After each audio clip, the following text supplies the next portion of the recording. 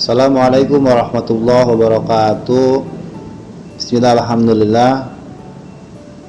alhamdulillah kita berjumpa lagi di Jejak Para Wali di Tabarukan TV.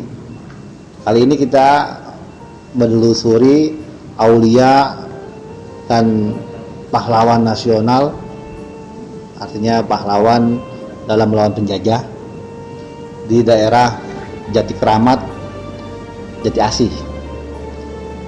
Beliau adalah salah satu keturunan dari Syekh Syarif Hidayatullah Cirebon atau Sunan Gunung Jati.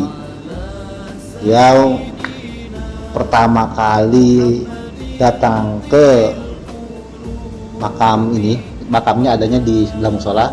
Beliau adalah Syekh Suud atau Syekh Syarifuddin. Ini berbagai macam versi yang mengatakan ada beberapa nama beliau yang asli, cuman masyarakat sekitar mengenal beliau dengan sebutan Mbah Kandong. Kenapa disebut Mbah Kandong? Karena beliau itu menggunakan andong ketika datang ke Bekasi. Beliau salah satu penyebar agama Islam di daerah Jakarta Timur dan kota Bekasi.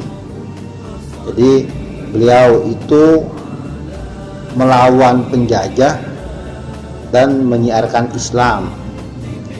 Beliau punya salah satu karomah menurut beberapa blog yang ditulis ketika wawancara ke juru kunci.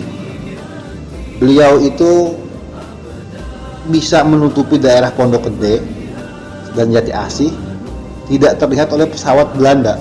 Beliau hanya melemparkan sebuah tanah ke atas sehingga daerah kawasan tersebut tidak terlihat oleh pesawat. Bahkan ketika saya ngobrol dengan Kuncen, dulu itu pesawat itu nggak bisa terbang ke pusara makam beliau. Jadi beliau itu mempunyai sebuah karomah yang sangat luar biasa untuk melawan penjajah. Karomah beliau, kita kemarin itu keliling beberapa situs jejak para wali di daerah Depok. Sekarang kita mencoba ke kota Bekasi. Nah, ini salah satunya Mbah Kandong atau Syekh Suud. Beliau itu pertama datang ke daerah Jati Kramat, sekarang nama daerah tersebut. Beliau berdakwah di sini dulu, kata orang sekitar cuman ada 10 keluarga. Beliau hadir mengajak warga yang notabene belum masuk Islam, masih agama kepercayaan animisme, sehingga sekarang di daerah sini sudah banyak orang-orang yang memeluk Islam. Jadi jasa beliau itu punya dua jasa: pahlawan melawan penjajah dan penyebar agama Islam. Mbah Kandong itu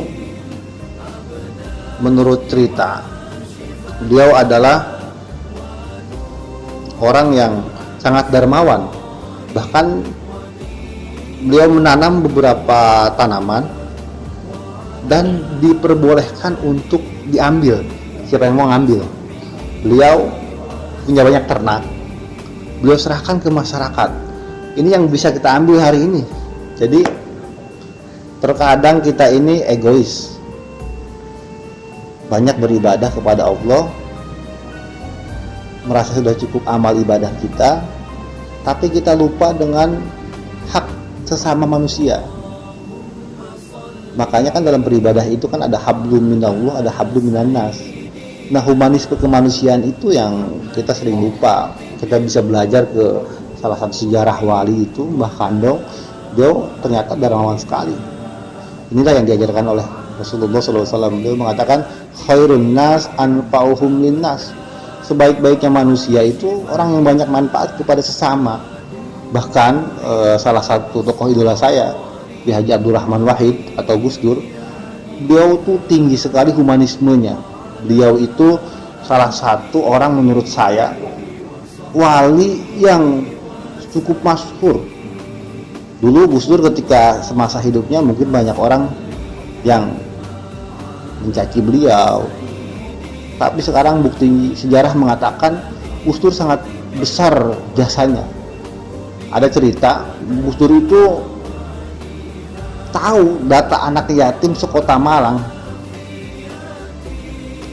itu melalui salah satu ceramah Kiai Marzuki Mustawar bahwa Gus Dur itu tahu data anak yatim ketika ada salah satu ajudan Gus Dur diberi amanah koper dan jangan dibuka sebelum saya meninggal, dan itu dititipkan namanya kalau nggak salah Agus. Nah, ketika beliau meninggal dibukalah koper itu, ternyata isi uang 2M plus ada data anak yatim di situ. Luar biasa Gus Dur itu, sangat menginspirasi. Karena kalau kita coba kaji, kalau kita baik sama orang, pasti orang itu akan baik lagi ke kita, dan kita akan hidup tentram. Kalau kita nggak baik sama orang, biasanya hidup gersang, dan orang pun tidak ada yang suka kepada kita. Makanya hidup cuma sekali, lakukanlah apa yang kita bisa untuk memberikan manfaat kepada sesama. Itulah hikmah ziarah pada malam hari ini, yaitu di makam Mbah Kandong, pejuang Islam dan pejuang kemerdekaan Indonesia yang melawan penjajah Belanda. Sekaligus kita dapat sebuah ibrah pelajaran dari beliau. Menurut Kuncen, beliau orang yang sangat dermawan. Kita kembali lagi nanti di jejak para wali yang lain di Kota Bekasi. Sekian, hasbunallahu wa ni'mal wakil. Assalamualaikum warahmatullahi wabarakatuh.